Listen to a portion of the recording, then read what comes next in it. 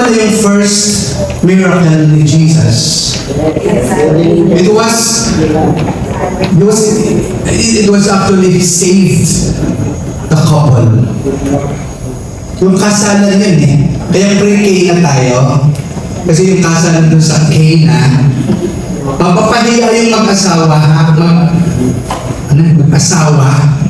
naubos yung alak. During the time, it was so vital, so important. Hindi natin alam. Siguro, basta sila laging may wine. Mauubos na. Mapapahiya yung mag-asawa. Mapapahiya. So the intercession of the Blessed Mother, sabi kay Jesus, gawin mo ng paraan. Pagkahiya ka mag-anak ko yan, ikakaway yung mag-asawa. At first, sabi ni Jesus, no, it's not my time. Mami, huwag kang masyadong epal dyan, ha? Hindi ko panahon. Grabe. Parang, actually, yung sinabi niya, hindi ko pa panahon. Eh, si Mama Mel talagang yung concern.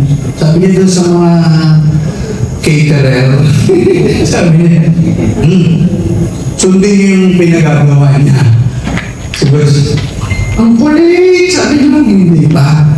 So, nangyari po the first miracle was actually to save the face of the couple, of the husband and the wife. So, yung miracle pa lang niya ay para sa mag-asawa na. So, ma-imagine natin how Christ is concerned for the families, for the husband and wives, ating lahat.